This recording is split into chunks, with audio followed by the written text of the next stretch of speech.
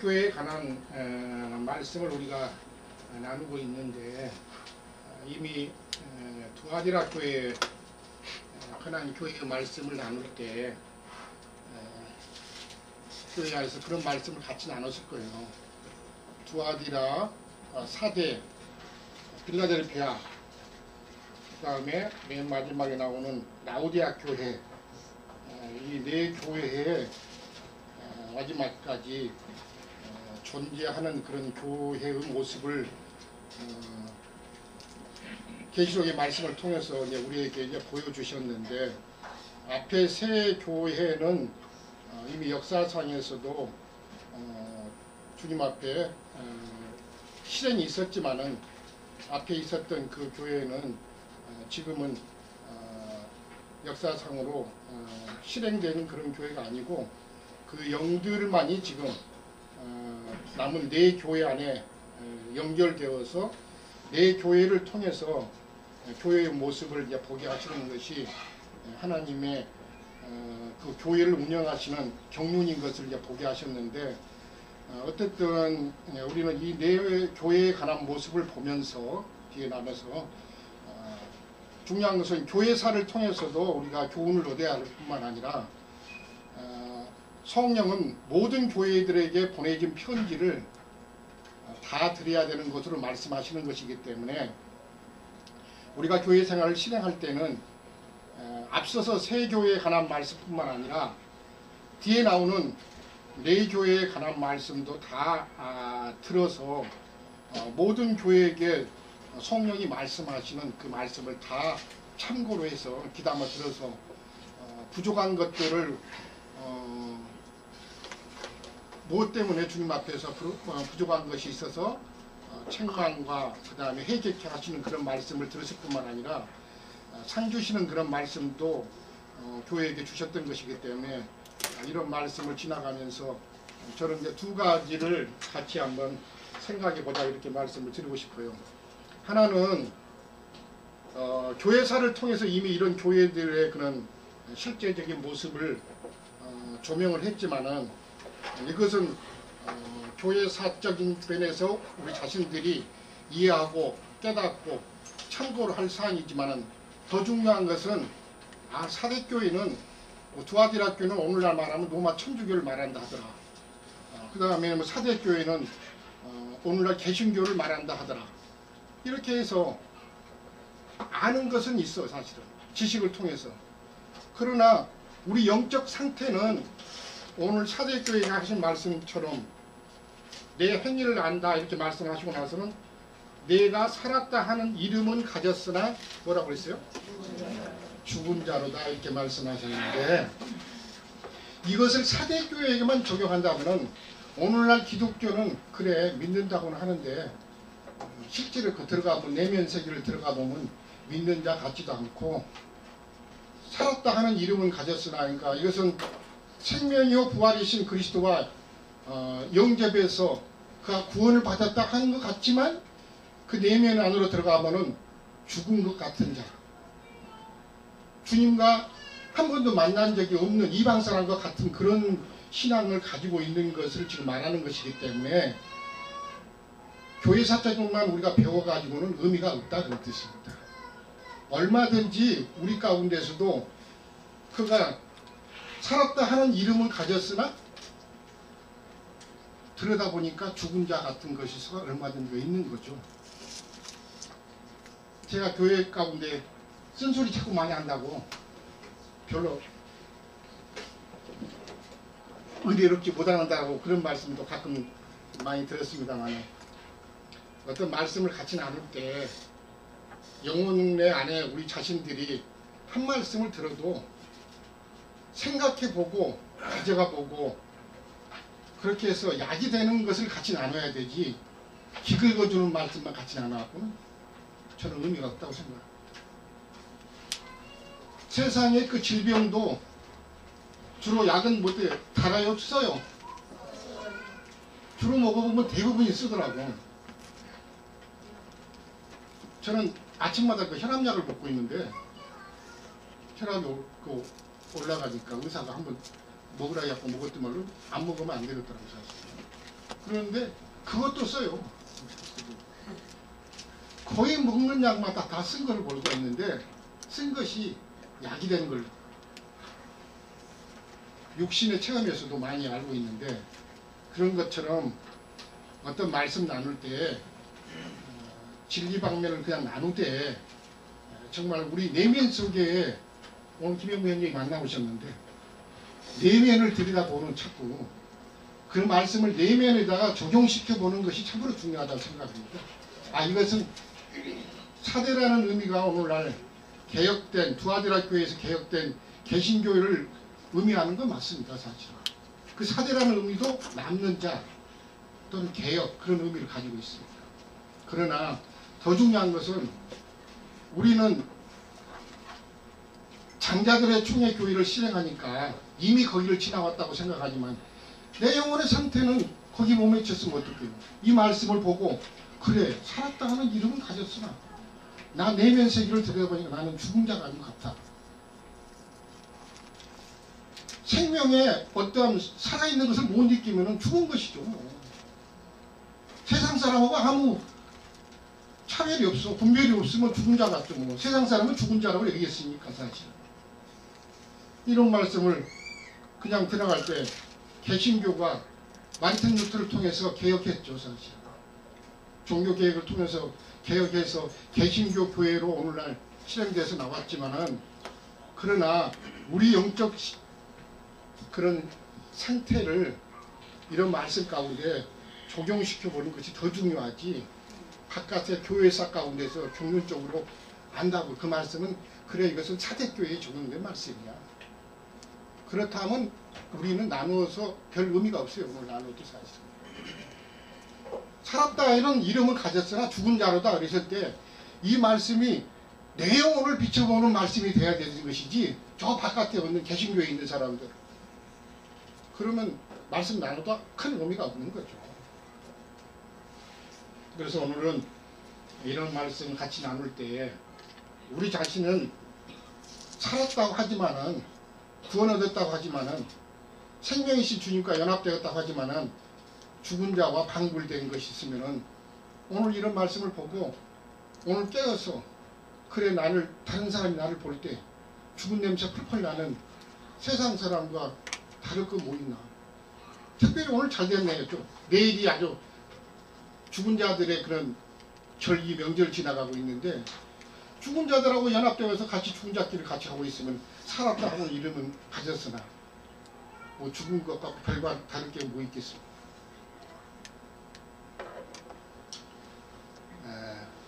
말씀을, 모든 말씀을 다 교회에게 주신 말씀을 다 받아서 내 영혼에게 적용시켜서 내 구원을 얻는 그런 말씀으로, 구원을 얻는 한 말씀으로 받아야만이 오늘 교회에 관한 말씀을 나눌 때에도 내가 유익이 되고 은혜를 얻고 구원이 되는 그런 말씀으로 받아서 이것이 내게 생명이 될 줄로 저는 믿습니다. 자, 이제 오늘은 차대교회에 관한 말씀을 많이 이렇게 몇 시간에 걸쳐서 이미 형제님께서 말씀해 주셨는데, 저는 그것들을 이제 종합적으로 이어서 같이 한 군데 모아서 같이 나눠봄으로 말미암아 이렇게 연결성이 떨어지는 부분들을 같이 최종적으로 종합해 보는 그런 시간을 저는 가지려고 합니다. 뭐 다 나눴던 말씀들인데, 그래서 우리가 이미 들었던 말씀처럼 그 2절에 보시면 남은다는 뜻이 오늘 사대라는 말씀하고 연결됩니다. 그래서 사대라는 문자적인 의미는 남은 자, 남은 것 또는 개혁, 그런 의미를 가지고 있습니다. 이미 잘 아시겠지만은 두아디라 교회 로마 천주교를 실행하고 있을 때 주님께서 마르틴 루터 같은 그런 개혁자들을 일으켜 세우셔가지고 이미 부패된 상태에서 마귀가 사단의 보좌를, 자기 자신의 보좌를 교회 가운데 둔 상태에서, 우리가 잘 아시겠지만 그래서 세계사를 우리가 많이 교회 가운데에서 들으셨고, 또 아마 그 중고등학교 다니실 때 세계사를 보셨던 분은 아실 겁니다. 중세 사회는 이 두아드라 교회의 그런 상태였고 버가모 교회의 그런 상태였기 때문에 어둠의 영이 역사했던 것이지만은 여전히 주님께서는 나중에 그 어둠의 영이 계속해서 교회를 지배하지 못하도록 결국은 빛이신 하나님께서 개혁자들을 결국은 이렇게 세우셔가지고 결국은 그 개혁자들이 외친 것이 첫 번째가 성경으로 돌아가자는 것을 외쳤던 것인데 마르틴 루터 같은 자들은 독일에서 그 대자보를 95개 조항을 열거를 해가지고 성경에서 빗나간 것들을 제시를 하면서 로마 천주교와 맞섰던 걸 아마 잘 아실 것입니다. 죽음을 각오했던 것입니다, 사실은. 그래서 어느 시대든 간에 개혁을 외친 무리들은 그때 당시에 기득권 세력과 그 기득권 세력을 유지하고 하는 자들과 함께 연합되어 있는 자들에게는 서부터 핍박을 받게 마련이었고 마찬가지입니다. 세상적인 것도 개혁을 하려면 어때요? 사람이 어떤 사고에 젖어 있다가 개혁을 하려면은 상당히 힘든 것을 볼 수가 있습니다. 우리나라도 마찬가지였죠. 그런 하나님의 말씀이 우리나라의 그 조선에 들어올 때 그때 당시 유교 사상으로 점들어져 있던 사람들의 그런 사상하고 맞지 않으니까 천주교 그때 당시에 그런 신부들이라든가 그 다음에 나중에 우리나라의 기독교를 중시했던 초대의 그 사역자들이 순교를 많이 당했던 것들은 그때 당시 우리나라 조선에 지배하고 있었던 유교 사상하고 일치가 안 되고 거리가 너무 멀었기 때문에 그 사상을 쉽게 받아줄 수 없었기 때문에 그때 당시에 복음을 우리나라에 전해줬던 사람들이 많이 이제 순교를 했던 것을 아마 잘 아실 것입니다. 그 묘지가 지금 어디 있어요? 저기 저 당연히 당연히 그 바로 옆에 합정동 그 밑에 가면은 그 묘지들을 세워놓고 그 사람들을 이제 순교를 기렸던 것들이 아마 한번 가보신 분들 아마 아실 것입니다. 거기에 외국인 그 선교사들의 묘들도 많이 이렇게 같이 거기에 차례맞아 있는 것인데 어쨌든 그런 것들을 보면서 어느 어두운 시대에 새로운 시대로 이렇게 전환하는데 개혁하는 데에는 사고가 전환되는 것이 필요하기 때문에 새로운 그런 사상을 받아들이는데 사람이 쉽게 마음을 열지 않는 것들을 아마 우리 형제 자매님들도 다 아실 겁니다. 그래서 세상의 예수도 그렇고 교회 가운데도 마찬가지입니다. 굳어져 있던 사고에서 진리를 따라서 새롭게 개혁하는 데는 많은 시간이 필요할 뿐만 아니라 많은 희생이 필요했던 걸 볼 수가 있습니다. 그렇기 때문에 두아드라 교회 상태에서 개혁자들 일으키셨고 주님이 첫 번째 하신 것이 성경으로 돌아가자는 것을 이제 외쳤던 것이고 그 가운데서 하나가 이제 믿음으로 오직 믿음으로 하나님 앞에 구원을 얻는다. 믿음으로 말미암아 의롭다함을 얻는다. 이 신득이 그 말씀을 이제 회복했던 것인데 그 말씀이 왜 회복하게 된 것이냐면은 그때 당시 로마 천주교가 뭘 팔아서 사람들에게 구원 장사를 했었어요. 면죄부를 팔아가지고 사람들에게 구원 장사를 했던 것은 아마 교회사를 아마 읽어보신 분들 다 아실 것입니다. 면죄부를 돈을 주고 팔아서 그걸 사면은 결국은 구원을 얻을 것이라는 것을 로마 천주교가 그렇게 부패한 대로 이렇게 떨어졌던 것인데 그걸 보고 개혁자들이 일으킨 것이 사람은 면죄부를 사고 구원을 얻는 것이 아니고 믿음으로 말미암아 구원을 얻는다. 그 말씀을 로마서에 있는 말씀을 들어서 결국은 성경으로 되돌리게 되었던 것인데 이것은 시작이죠. 실제는 믿음으로 말미암아 의롭다함을 받지만은 최종적인 하나님 앞에 의롭다함을 받는 것은 야고보에서 말씀하시는 행함으로 말미암아 하나님 앞에 구원을 받는 것이 최종적인 믿음의 단계인 것을 제시하는데 어쨌든 그때 당시에 개혁자들이 일으켜져 가지고 이렇게 성경으로 돌아가야 한다 이런 것을 외쳤지만은 완전하게 성경으로 돌아갔어요? 못 들어갔어요? 네, 못 들어갔었죠. 모든 성경의 진리를 회복하는 것이 실제는 개혁하는 것이죠.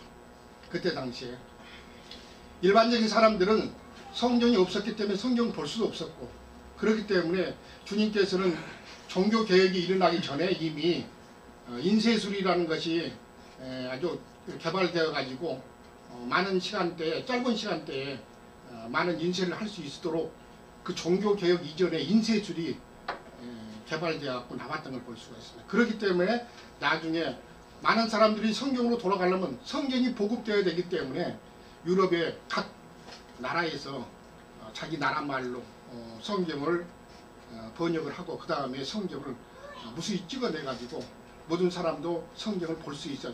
성경으로 돌아가야 되지만 성경을 볼 수 없으면 아무 의미가 없잖아요, 사실. 그렇기 때문에 인쇄술이 발달되고 인쇄술에 따라서 성경을 번역한 것을 따라서 인쇄해가지고 많은 사람들에게 보급되게 함으로 말미암아 많은 사람들이 성경을 볼 수 있도록 하셨던 것이 성령이 개혁하신 목적이 거기서 이제 드러났던 걸 볼 수가 있는데, 어쨌든 개혁이라는 것은 성경으로 돌아가는 것이 먼저고 그 다음에 모든 진리를 회복하는 것이 개혁이었던 걸 볼 수가 있는데, 사대교회는 모든 진리를 다 회복하지 못했던 걸 아마 잘 아실 것입니다. 그 첫 번째 가장 큰 게 뭐예요? 개혁하지 못했던 것이 발람의 교훈, 니골라당의 교훈을 회복하지 못한 걸 볼 수가 있습니다. 음녀 이세벨의 교훈이 이겠지. 가장 큰 것입니다, 사실. 교회사를 멍들게 했던 가장 큰 것이 뭐냐? 니골라당의 교훈, 발람의 교훈. 이게 언제서부터 나왔었죠? 버가모 교회에서부터 악한 자가 니골라를 세우고 그 다음에 발람들을 세워가지고 결국은 이것이 음녀 이세벨의 교훈이 되었던 것인데, 그 음녀 이세벨의 교훈이라는 것이 뭐예요? 모든 성도들이 우상을 섬기고 음행하게 하신 것인데, 이미 구약에서부터 하나님의 나라를 이 음녀가 들어옴으로 말미암아 북이스라엘을 멸망시키는 결정적인 역할을 했던 것이고, 남유다도 음녀의 딸 누굽니까? 네, 아달랴가 남유다로 시집와가지고 결국은 남유다도 결국은 다 음녀가 통치하는 기간에 요시야 왕이 일어나기 전에 음녀 아달랴가 유다도 통치를 했던 걸 볼 수가 있습니다. 요아스가 일어나기 전에, 요시야가 아니라 요아스입니다. 그러므로 말미암아 북이스라엘과 남유다, 이것을 이제 에스겔서에서는 큰 음녀, 작은 음녀 이렇게 했는데, 계시록 17장에 와가지고는 음녀와 음녀의 딸들, 딸들 이야기가 나오죠. 결국 그래서 음녀는 로마 천주교를 일컬어서 말씀하신 것이고, 음녀의 딸들은 어디를 말하는 거예요?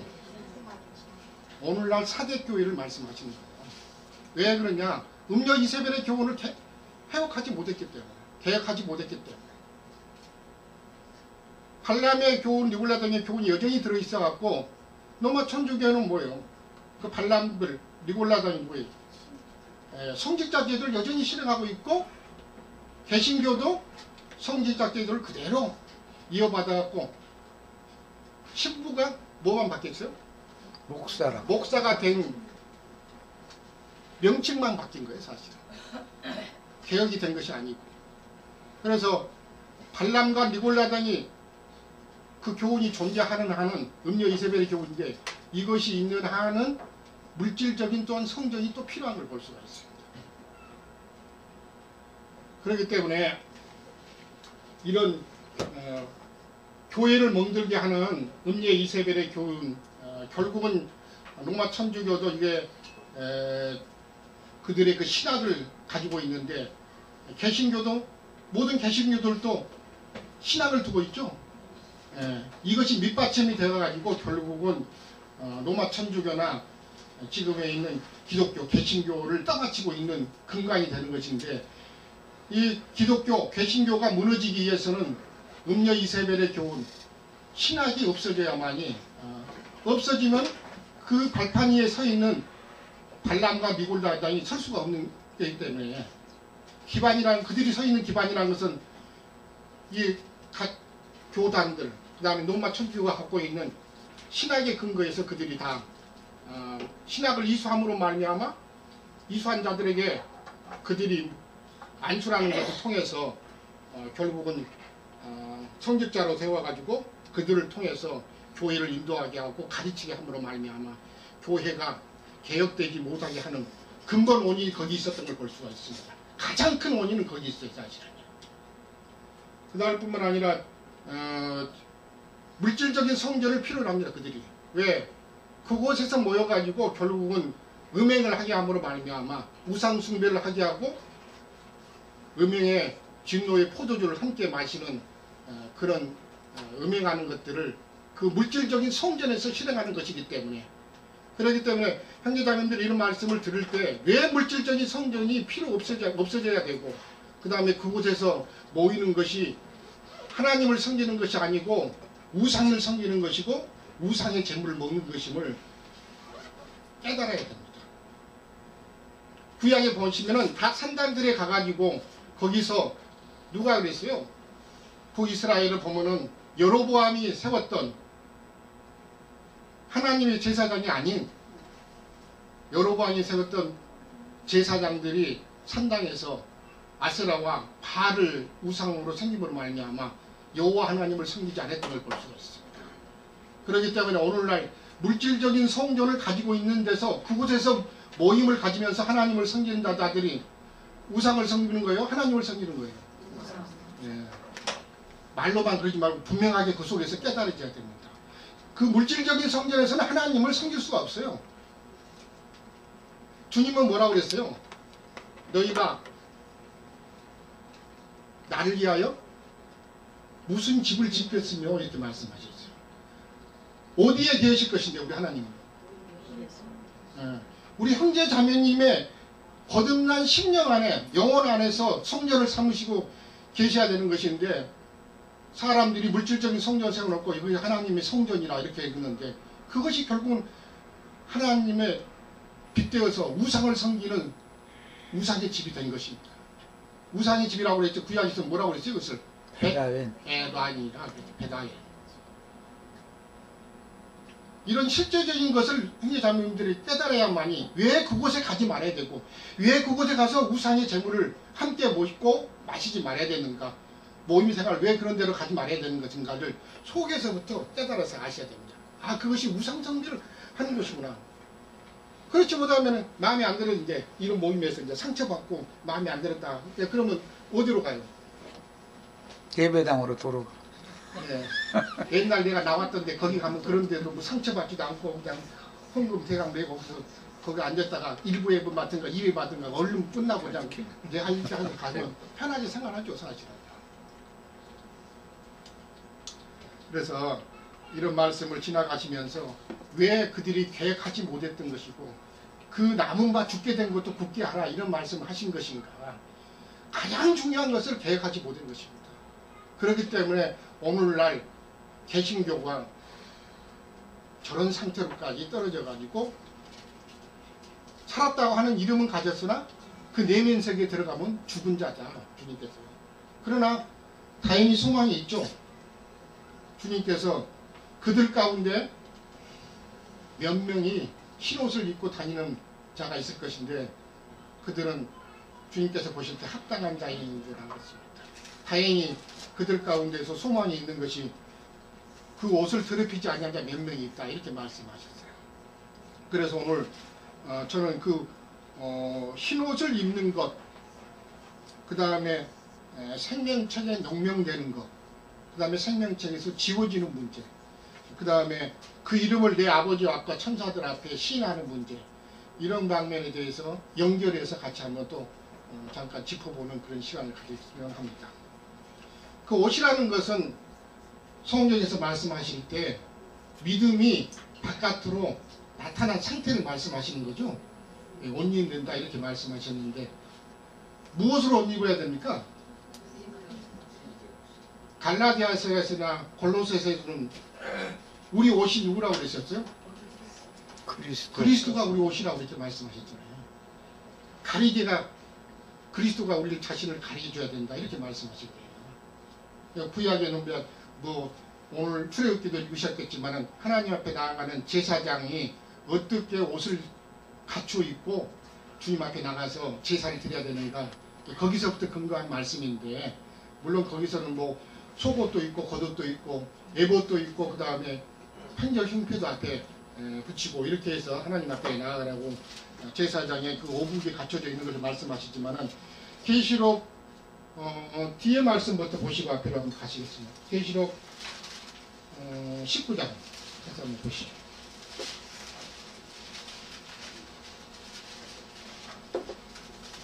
19장은 7절, 8절 두 절 보겠습니다. 우리가 즐거워하고 크게 기뻐하며 그에게 영광을 돌리세. 어린 양의 혼인 귀하게 이르렀고 그 아내가 자신을 준비하였으므로 그에게 빛나고 깨끗한 세마포 옷을 입도록 허락하셨으니 이 세마포 옷은 성도들의 옳은 행실이로다 하더라.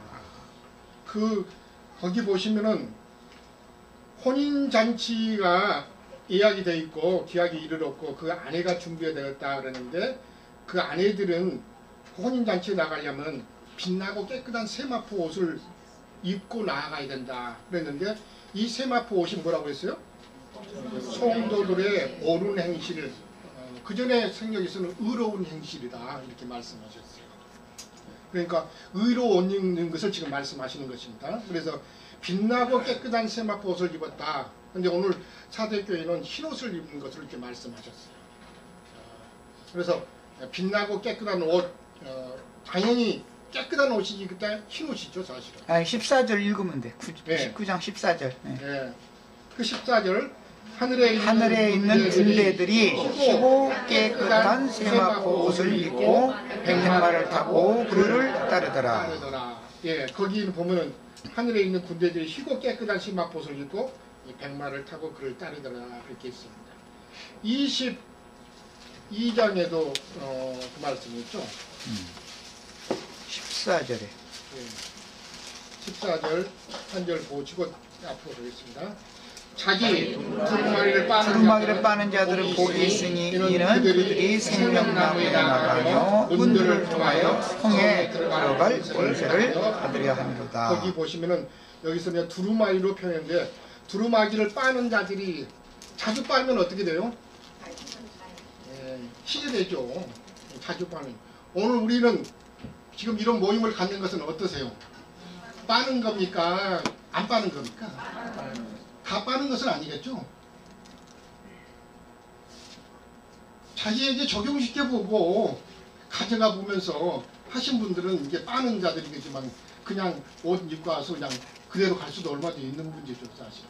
그래서 같이 빠시는 그런 시간을 가졌으면 합니다 사실은. 그래서 묻어있는 것 고린도후서 6장 마지막인가 7장 1절에 보면 영과 육의 온갖 더러운 것에서 자기 자신을 깨끗하게 하자 이렇게 말씀하셨어요. 영적인 더럽혀짐, 육적인 더럽힘에서도 자기 자신을 깨끗하게 해서 그리스도로 옷 입자 이렇게 말씀하셨거든요. 이 갈라디아서 3장에서 나온 말씀이고 이게 이제 골로새서 3장에서는 새 사람으로 입었다 그랬습니다. 옛사람은 벗어버리고 새 사람인 그리스도로 옷 입는 것을 지금 말씀하셨는데 어떻든 흰 옷을 입었던 것은 희고 깨끗한 세마포 옷을 입은 자들이기 때문에 이것은 그들의 그 구원을 이룬 상태가 하나님 보시기에 합당한 자인 상태로 그들 구원을 이룬 상태인 것을 말씀하시는 걸 볼 수가 있습니다. 그래서 구약의 이사야서 61장 같은 데서 보시면은 두 가지 옷을 말씀하셨는데 한 가지 속옷은 무슨 옷으로 말씀하셨어요? 구원의 옷. 구원의 옷으로 그 다음에는 의의 옷. 의의 겉옷을 입으라. 이사야서 61장 말씀입니다. 말씀 안 찾으려고 했는데 오래되지 않은 분들을 위해서 찾아서 같이 읽겠습니다. 이사야서 61장 찾겠습니다.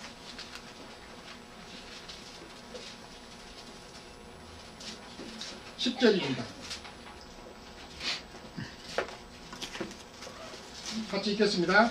내가 여호와로 말미암아 크게 기뻐하며 내 영혼이 나의 하나님으로 말미암아 즐거워하리니 이는 그가 구원의 옷을 내게 입히시며 공의의 겉옷을 내게 더하시니 신랑이 사물을 쓰며 신부가 자기 보석으로 단장하느라 같게 하셨습니다. 여기서는 크게 속옷을 입는 것을 구원의 옷으로 입는다 이렇게 말씀하시고 겉옷을 입는 것을 의의 겉옷이라 이렇게 말씀하셨어요. 그렇기 때문에 아까 우리 출애굽기도 제사장들이 속옷도 입어야 되고 겉옷도 입어야 된다 이렇게 말씀하셨기 때문에 이런 옷을 지금 차려 입고 마태복음 같은 데서는 혼인 예복을 입지 않은 자를 수족을 결박해서 바깥으로 쫓으라는 말씀도 하신 걸 볼 수가 있습니다.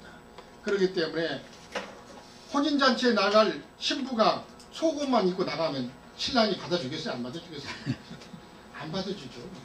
당연히 겉옷까지 다 입도록 한자들만이 혼인잔치에 참여될 수 있게 하시는 것이기 때문에 오늘 그 옷을 더럽히지 않고 흰옷을 입은 자들이라는 것은 속에 구원의 옷을 입었을 뿐만 아니라 의의 겉옷까지 입은 상태인 그 자들이 주님 앞에 합당한 자 몇몇이 사대교회에 있다. 그래서 참으로 주님 앞에 이루가 되었던 걸 볼 수가 있는데 그 다음 말씀이 흰옷을 입는 것과 이기는 자는 입을 것이요 그 다음에 그 이름을 생명책에서 지우지 않을 것이다. 그래서 연결시키신 말씀인 걸 볼 수가 있습니다. 그래서 생명책에서 농명되는 것과 지워지는 문제.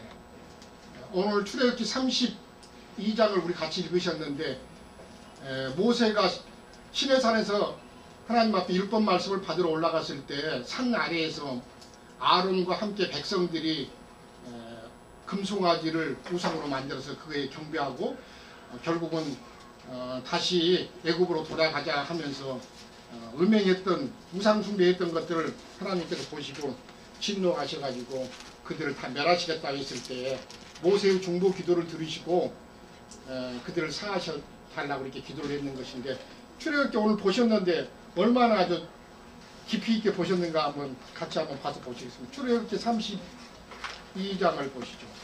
여기서는 생명책이라 하셨지만 출애굽기에서는 내 책이라고. 네, 내 책이라 이렇게 말씀하셨어요. 32장 보십시오. 32절부터 32절, 33절 두 절만 보시죠.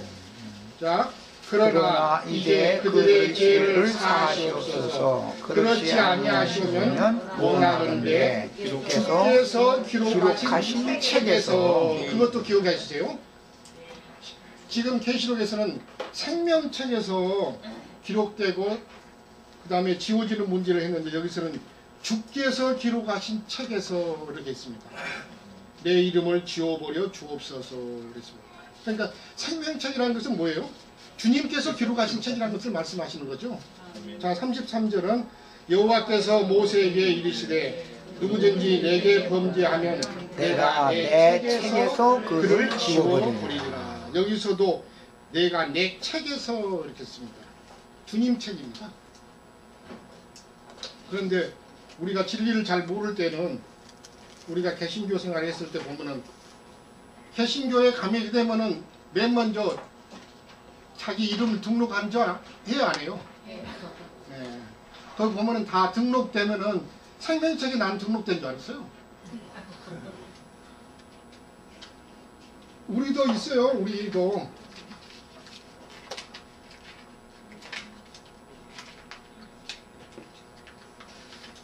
그 생명책 비슷한 거. 교회 연락처죠 사실. 이거 생명책 아닙니다. 혹시 오시면 여기다 기록 농명하면은 생명책에 농명될 것인가 하는데 아니란 말이에요. 예배당에 가서도 마찬가지입니다. 거기 농명됐다 해가지고 생명책에도 농명된 건 아니기 때문에 주님께서 기록하신 책이다 그랬습니다. 신약에서는 누가복음 10장에 한번 보시죠.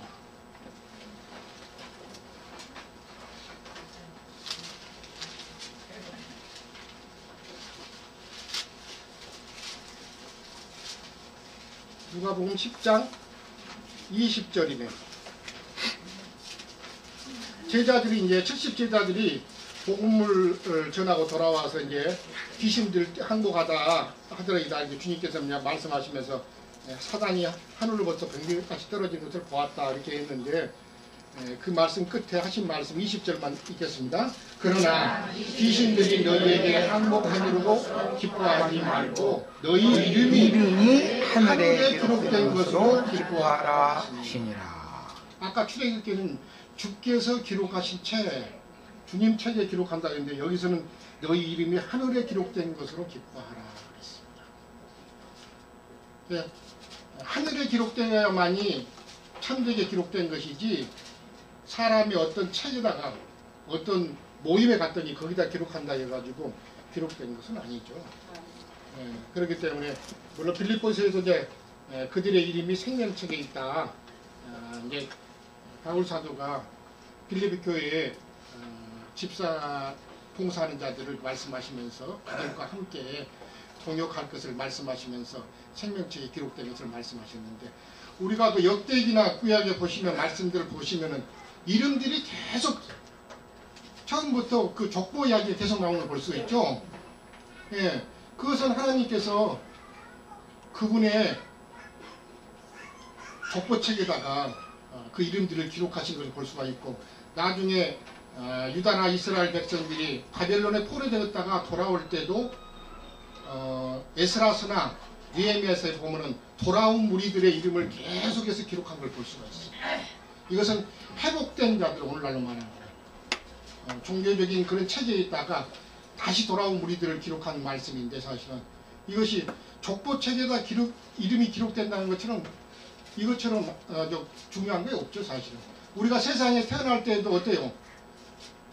부모님이 다 주민등록에다 올릴 뿐만 아니라 나중에 족보책에다 더 올리는 걸 볼 수가 있습니다.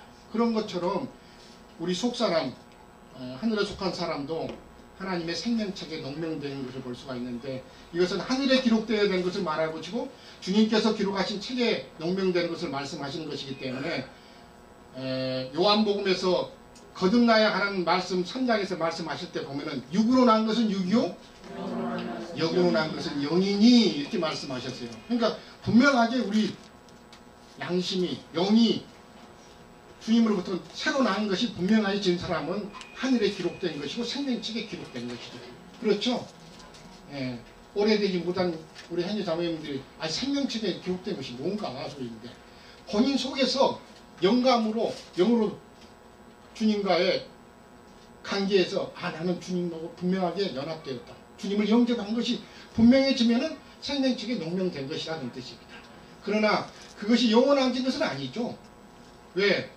오늘 말씀에 가신 본 말씀과 같이 지워지는 문제가 있는 것이기 때문에 데살로니가 전서 5장에 보시면은 성령을 받았던 사람도 뭐라고 그랬어요?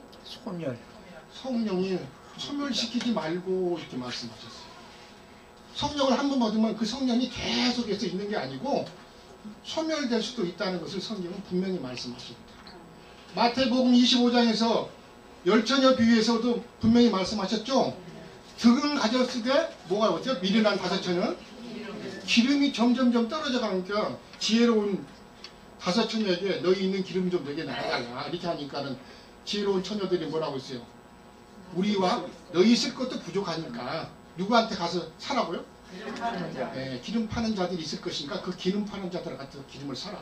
득은 있으니까 기름이 떨어져 간다. 그 기름은 성령을 말씀하시는 것이죠. 그래서 에베소서에는 뭐라고 했어요? 술 취하지 말고 성령의 충만을 받으라 이렇게 말씀하신 걸 볼 수가 있어요. 그렇기 때문에 성령이 한번 받았어도 계속해서 충만될 때까지 채워져야 되는 문제를 말씀하시는 것이 한 번 받으면 그러고 말는다. 받았던 그 성령도 소멸된다는 뜻입니다. 그렇기 때문에 유다서에서는 뭐라고 했어요? 하나님의 사랑이에 자기 자신을 지극히 거룩한 믿음에 자기를 건축하고 그 다음에 하나님의 사랑 안에서 자기 자신의 믿음을 지키라 이렇게 말씀하셨어요. 이제 체험 가운데 한번 보시자 말이에요. 교회 생활 가운데.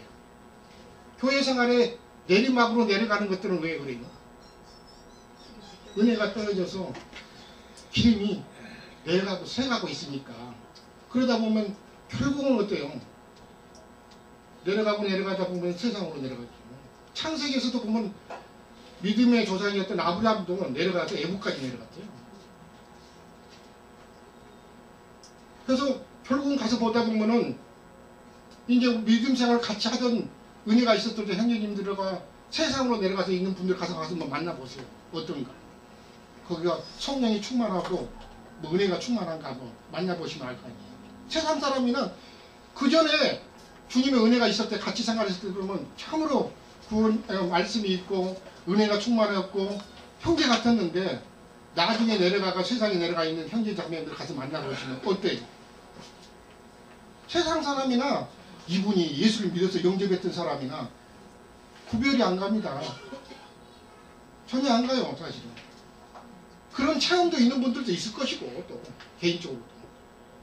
옆에 주위를 보더라도, 분명히 그분이 아주 은혜가 있어서 하나님의 말씀을 입에 달고 찬송으로 늘 주님 앞에 돌리고, 그 입을 떼면은 은혜로운 말씀을 했던 사람인데도 세상에 내려가서 소멸시켜보면 만나본 사람 같으면은 세상 사람이나 구별이 전혀 안 간다니까. 그걸 보면서 어때요? 생명책에 여전히 있겠다고 생각하세요? 지워졌다고 생각하세요? 누가 될 것 같으니까 지워졌다는 말씀 못하고 그냥 모르겠어요? 그렇게 하시고요. 그러니까 오늘날 어떤 사람들이 전하는 한 번 구원받으면 영원한 구원이라고 그런 말을 하고 있는데 그 말이 진리일 것 같아요? 아니죠. 체험을 봐도 그렇고 진리를 봐도 말씀을 봐도 아니잖아요. 지워지는 문제가 있단 말이에요, 사실은. 용명될 때도 있고 지워지는 문제도 있단 말이에요, 사실은. 그러면 말씀으로도 있을 뿐만 아니라 생명의 체험 가운데서 보셔도 완전히 소멸돼가지고 입을 열어보면은 세상 사람과 똑같은 말을, 세상의 말을 하고 있고 그 입에 말씀도 없고 찬양도 없고 은혜로운 어떤 것도 없는데 그분이 과연 생명책에 있겠느냐 이거죠. 이런 것을 보면서 생명책에서 지워지는 것과 그 다음에 흐려지는 것과 그 다음에 농명되는 것이 무엇인가를 생명의 체험으로도 알자는 뜻입니다. 그 다음에 내 아버지 앞과 그 천사들 앞에 시인하는 문제가 맨 마지막인데 그건 다 연결되는 말씀입니다. 사실. 근데 그런 분들이 누가복음이나 마태복음에서 보시면 마태복음에도 나와 있고 누가복음에 나와 있습니다만 마태복음 10장에 나와 있고 누가복음은 몇 장이죠? 12장인가? 그 나와 있는데 사람 앞에서 시인하면 하나님 앞에서 시인할 것이고 천사들 앞에서 시인할 것이다. 그래서 사람 앞에서 시인하는 것이 곧 하나님 앞에서와 천사들 앞에서 시인될 것이다. 이 말씀하셨어요. 우리가 믿음이 있고 은혜가 있고 성령으로 충만하지 않냐면 우리 자신들도 사람 앞에서 쭈뼛쭈뼛합니다. 어떨 때가 그러죠. 내가 믿음 가진 것이 좀 이상할 때도 있고 담대하게 자기가 그리스도인 것을 말 못할 때가 얼마든지 있는 걸 볼 수가 있습니다. 그러면 주님 앞에서도 너 내 이름을 그렇게 사람들 앞에서 이렇게 시인한 것을 부끄럽게 여기고 그리스도인 것을 부끄럽게 여기시면 어때요? 주님 앞에서도 글쎄 너 나 얼마나 시인했는가 모르겠다. 주님 앞에서. 땅에서 어떠함이 하늘에서 어떠함이라 그 뜻입니다. 사람 앞에서 주님의 이름을 그렇게 부끄럽게 여기고 그리스도인인 것이 자랑스럽게 못한다고 하면 아버지 앞에 가서도 천사들 앞에서 앞에 가가지고도 그분도 우리 내 자신의 이름을 그렇게 당당하게 불러주시겠나 이거죠. 자 마침 됐습니다만 어쨌든 이런 두서없이 말씀을 들어서 이렇게 사대교회에 관한 말씀을 쭉 증거를 했는데 다 이미 들었던 말씀들입니다. 사실은 오늘 정리하는 차원에서 말씀을 드렸기 때문에 같이 이런 말씀을 참고해 보시면서 내 믿음하고도 다 연결시켜서 같이 한번 보셨으면 하는 그런 말씀 가운데서 잠깐 말씀을 드렸습니다. 마치겠습니다.